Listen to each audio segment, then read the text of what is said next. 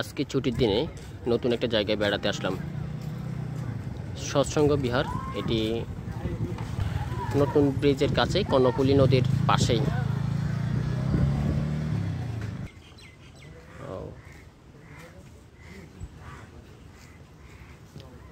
খুব সুন্দর জায়গাটি। কাঁঠাল, ওদিকে আম, এদিকে ফুল ফুটছে। জায়গাটি আসলে খুব সুন্দর, ভালো লেগেছে আসে।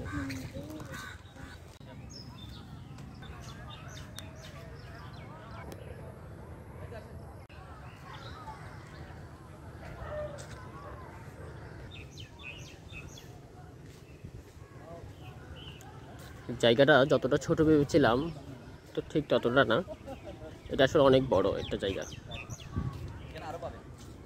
দেখেন